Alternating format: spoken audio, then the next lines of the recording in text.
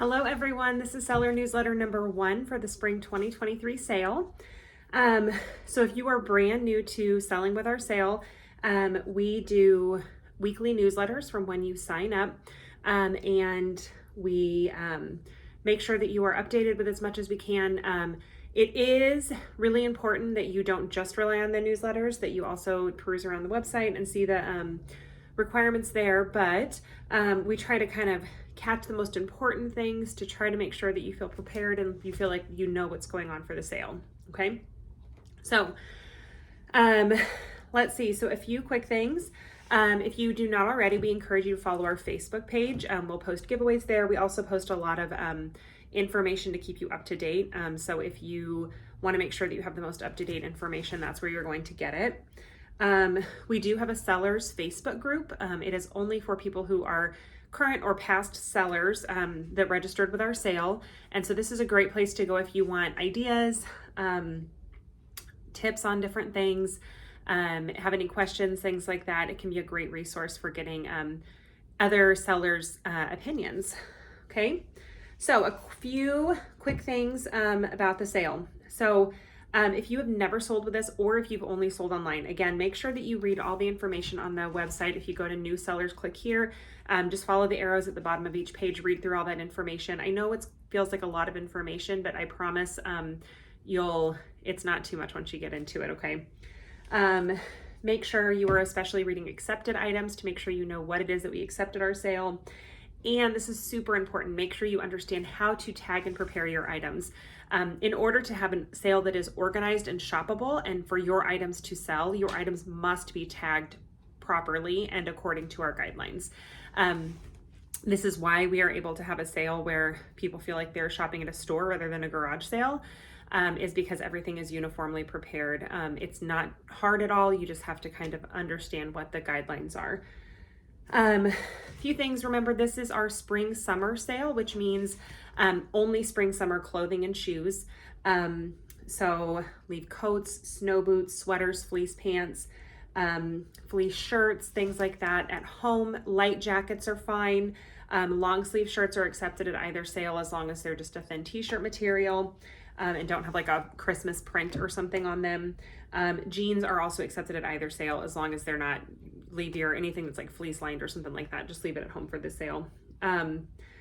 So in your newsletter, you will see a picture that's got our tags. So what our tags look like, okay? And I'll kind of try to talk you through the best I can. It's going to be too hard for me to try to show you what I'm looking at, but if you look in your newsletter, or it's also on our website.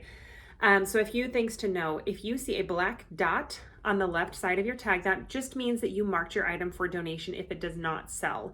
Okay, it's really important you leave that dot intact. Sometimes people think that that is meant to be punched out to hang the pin, and that dot is just there to communicate with our volunteers after the sale that if that item is still there, it needs to go into the donation pile. So please leave that intact so we don't try to give you back an item that you wanted to donate.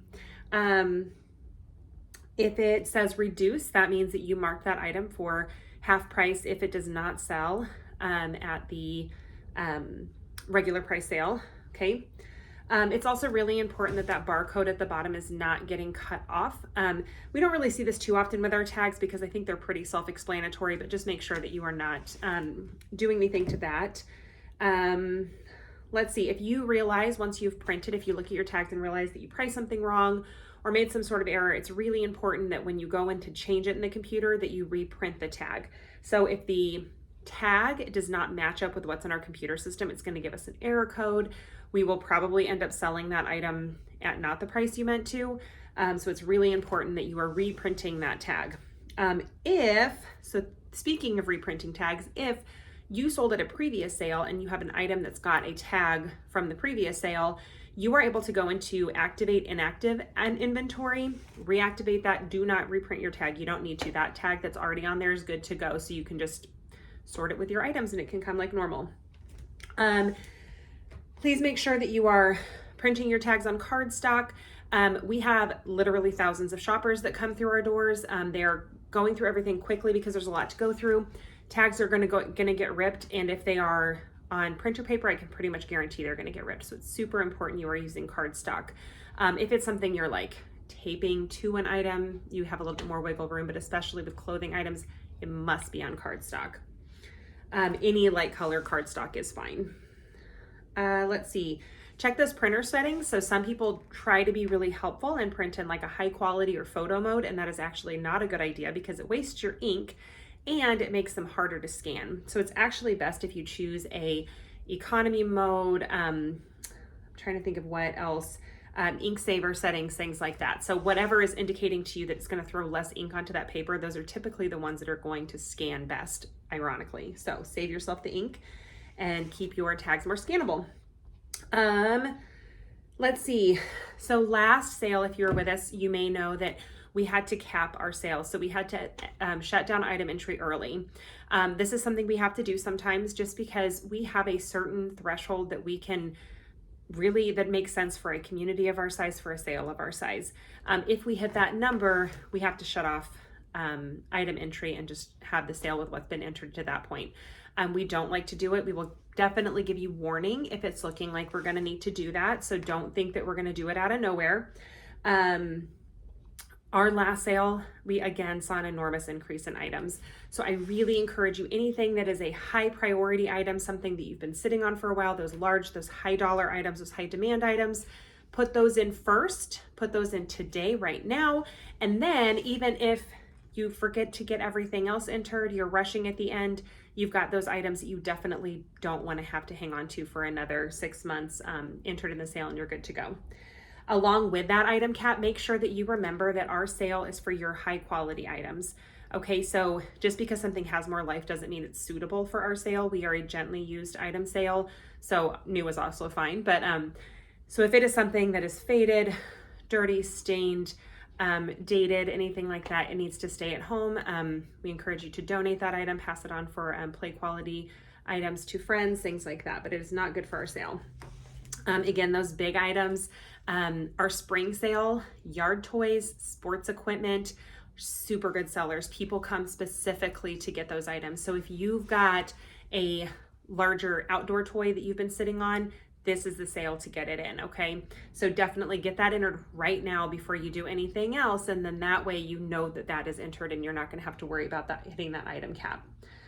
Okay, I think that is everything for this week, so I'll come back next week with another kind of tidbits that you need to know.